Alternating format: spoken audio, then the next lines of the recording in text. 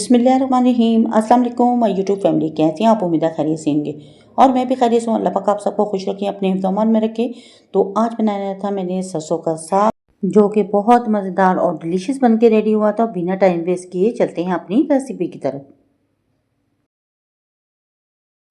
यहाँ पे मैंने 2 किलो साग ले लिया था, जिसको कटिंग करके साफ करके धो के मैंने एक प्रेशर में डाल दिया था और उसमें 1 पाव के करीब मैंने सब्ज़ मिर्ची ऐड कर दी थी।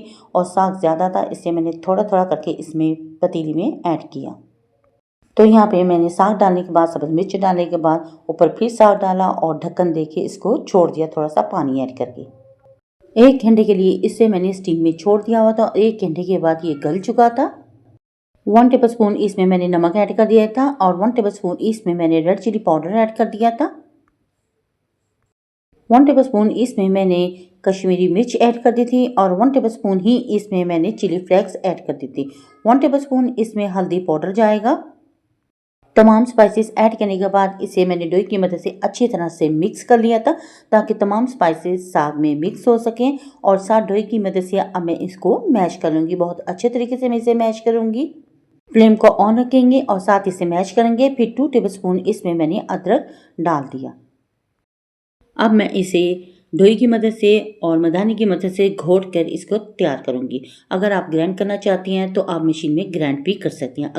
अगर आप मधानी या डोई की मदद से इसको मैश करेंगे तो ये बहुत मज़ेदार बन के रेडी होगा। 1 घंटा लग चुका था और मुझे इसको घोटते हुए और हाथ की मदद से मैंने इसे घोट के ज़बरदस्त सा इसको तैयार किया था। और अगर आप ग्राइंडर में बनाएंगे तो इसका टेस्ट और आएगा।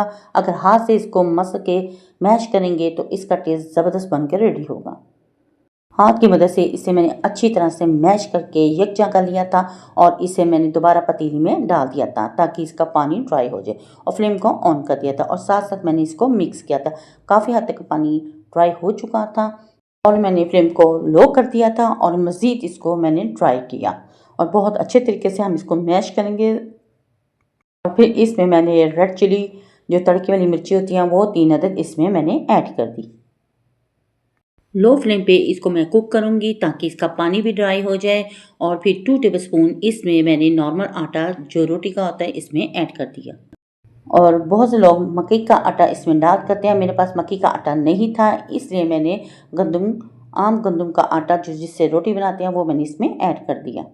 और इसको मैंने ड्राई करना शुरू कर दिया। बहुत अच्छे तरीके से ड्राई करेंगे ताकि इसका पानी बिल्कुल खुश्क हो जाए और ज़बरदस्त सा ये बन के रेडी हो जाए। और खुशबू बहुत ज़बरदस्त आ रही थी। तो यहाँ पे हमारा साग बन के परफेक्ट रेडी हो चुका था। और यहाँ पे आप इसका फाइनल लुक भी देख सकते हैं, इसका कलर भी देख रहे हैं। बहुत खूबसूरत कलर और ज़बरदस्त यमी सा हमारा ये साग बन के रेडी हुआ था। तो फिर इसको हटा के मैंने एक साइड पे कर लिया और 2 अदद सब्ज़ मिर्ची इसमें मैंने ऐड कर दी। फिर मैंने फ्लेम को ऑन किया और 1 कप इसमें मैंने ऑयल का ऐड कर दिया। अगर आपके पास देसी घी है तो आप देसी घी का तड़का भी तैयार कर सकती हैं, लेकिन मैंने यहाँ पे आम ऑयल का तड़का तैयार किया है। तो इसमें मैंने 4 से 5 कलियाँ लहसुन की डाल दी थी और बड़ी बड़ी कटिंग करके। और अब मैं इसको ब्राउन कर लूँगी। तो लो फ्लेम पे ही इसको मैंने कुक किया था, ताकि ब्लैक ना हो, ये लाइट सी ब्राउन हो जाएंगी। तो फिर इसमें मैंने 1 टेबलस्पून अदरक का भी ऐड कर दिया। क्रश किया हुआ इसमें मैंने अदरक ऐड कर दिया था और इसे ऐसे ही मैंने गोल्डन करना शुरू कर दिया था। तो खुशबू बहुत ज़बरदस्त आ रही थी। तो यहाँ पे मैंने इसको मिक्स कर लिया था चम्मच की मदद से।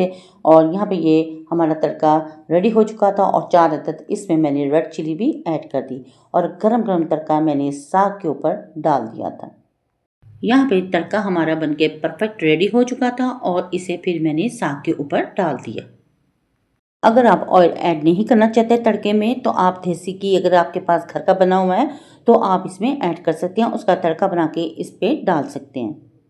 तो माशाल्लाह आप देख सकते हैं ये बहुत यमी और डिलीशियस बन के ये साग हमारा रेडी हुआ था।